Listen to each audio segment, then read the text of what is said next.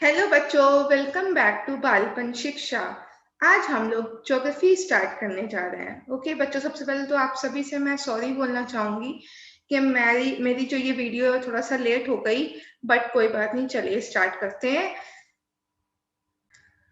तो सबसे पहले तो बच्चों हम लोग ये जानेंगे कि ज्योग्राफी है क्या। ओके, कि ज्योग्राफी है क्या। ज्योग्राफी जो वर्ड है वो ग्रीक भाषा के टू वर्ड्स जियो प्लस ग्रेफोस से मिलके बना है। ठीक है, किससे मिलके बना है? जियो प्लस ग्रेफोस। ठीक है, जियो का मतलब होता है अर्थ। जियो का मतलब होता है अर्थ और ग्रेफोस का मतलब होता है डिस्क्रिप्शन। ओके, तो ज्योग्राफी में हम जो पढ़ते हैं वो पढ़ते हैं अर्थ के डिस्क्रिप्शन के बारे में। ठीक है, ज्योग्राफी ग्रीक भाषा के टू वर्ड्स जियो प्लस ग्रेफोस से मिलके बना है। जियो का मतलब होता है अर्थ और ग्रेफोस का मतलब होता है description. In simple words it can be said that geography is the description of the earth.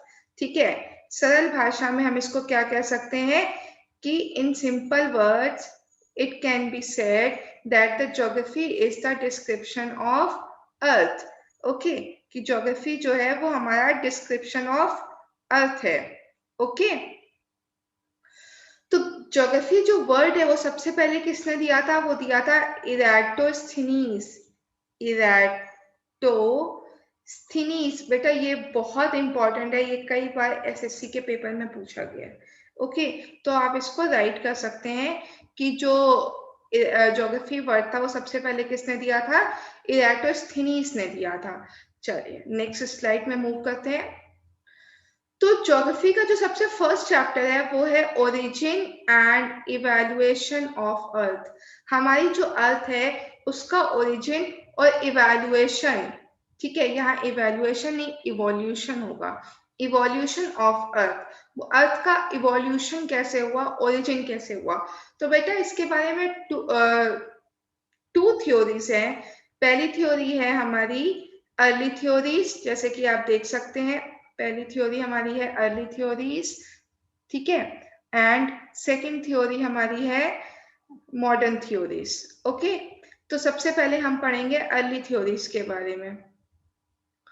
तो हमारी अर्ली थ्योरीज का जो मेन मोटिव था वो था ये जानना कि हमारी अर्थ कैसे बनी। ठीक है, अर्ली थ्योरीज का मेन मोटिव था ये जानना कि हमारी अर्थ कैसे बनी। हमारी अर्थ क्या है? प्लैनेट है। ठीक है, तो यानी कि उनका जो मेन मोटिव था वो ये था पता लगाना था कि प्लैनेट्स कैसे बने हैं। तो एक फिलोसफर थे, जर्मन फिलोसफर थे जिनका नाम था इमैनुअल कांट। जिनका नाम था इमैनुअल कांट। ये भी बहुत पूछा जाता है कि अर्ली थ्योरीज सबसे पहले किसने दी थी। ठीक है, तो जर्मन फिलोसफर थे इमैनुअल कांट। उन्होंने एक थ्योरी दी थी और उस थ्योरी को 1796 में लाप्लास ने रिवाइज किया था। उस थ्योरी को कहा जाता है नेबुलर हाइपोथेसिस। ठीक है, सबसे पहले तो क्या हुआ, एक हमारी अर्ली थ्योरी का मेन मोटिव ये था ये पता लगाना कि हमारे जो प्लैनेट्स हैं, जो हमारी अर्थ है, वो कैसे बने हैं। तो एक जर्मन फिलोसफर थे इमैनुअल कांट, उन्होंने एक थ्योरी दी। अब उस थ्योरी को लाप्लास ने 1796 में रिवाइज किया, जिसको उन्होंने नेम दिया नेबुलर हाइपोथेसिस। ठीक है, नेबुलर हाइपोथेसिस। बेटा नेब्यूला क्या होता है? नेब्यूलर वर्ड बना है नेब्यूला से। नेब्यूला क्या होता है? नेब्यूला का मतलब होता है बादल।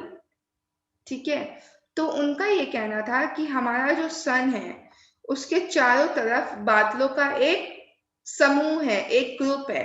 ठीक है, नेबुलर हाइपोथेसिस में क्या कहा उन्होंने कि जो हमारा सन है उसके चारों तरफ बादलों का एक समूह है। ठीक है, जब इन बादलों के समूह में कंडेंसेशन होता है, कंडेंसेशन यानी कि जमने की प्रक्रिया प्रारंभ होती है, कंडेंसेशन होता है, तो ये कंडेंस होकर के हमारे प्लैनेट्स में कन्वर्ट हो जाते हैं। ये थी हमारी नेबुलर हाइपोथेसिस। ओके, अब 1796 में लाप्लास ने उसको रिवाइज किया था। फिर 1900 सन ईयर 1900 में चैम्बरलेन एंड मोल्टन, दो जोग्राफर हुए, चैम्बरलिन एंड मॉल्टन। उन्होंने ये थ्योरी दी कि हमारा एक सन है, ठीक है, हमारे पास हमारी गैलेक्सी में एक सन है, ये इसके पास एक वॉन्डरिंग स्टार आता है। वॉन्डरिंग स्टार मतलब एक अदर कोई स्टार है जो कि घूम रहा है, ठीक है, एक वॉन्डरिंग स्टार है। अब इस वॉन्डरिंग स्टार में क्या है, ग्रेविटेशनल फोर्स है, ठीक है, क्या है, ग्रेविटेशनल फोर्स। ग्रेविटेशनल फोर्स क्या होता है, आप सभी को पता है ना, ग्रेविटेशनल फोर्स है।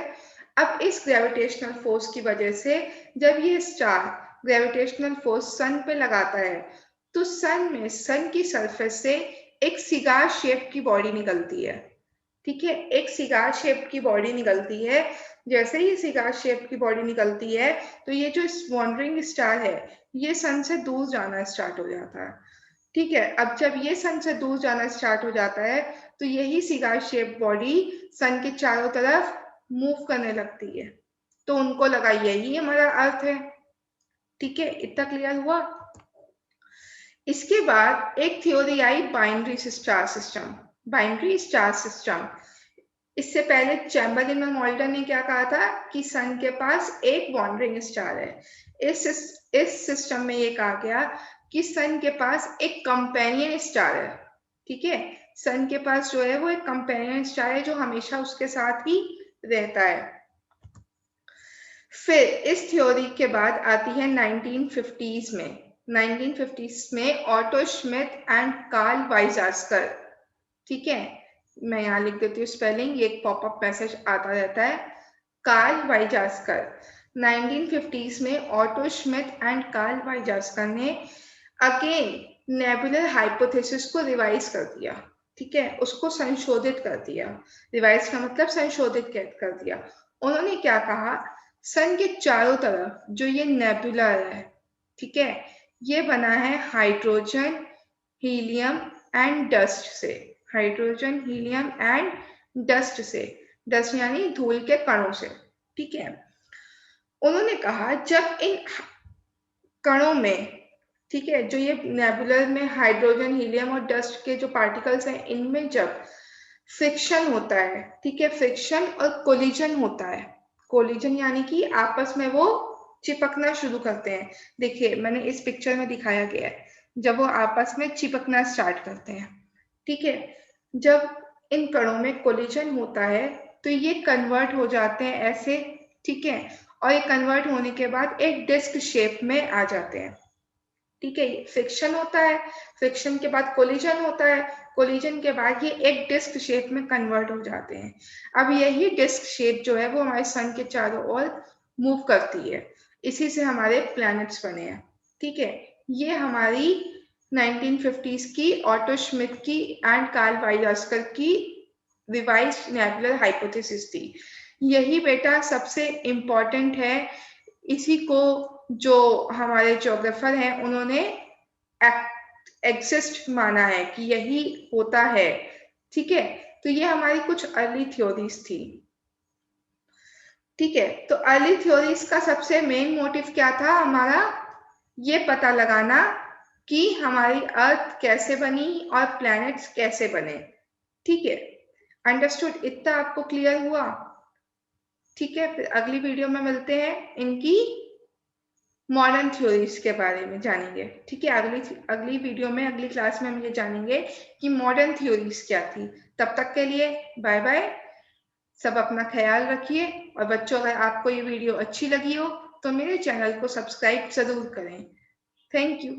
सब्सक्राइब एंड शेयर करना बिल्कुल ना भूलें। Thank you, bye bye.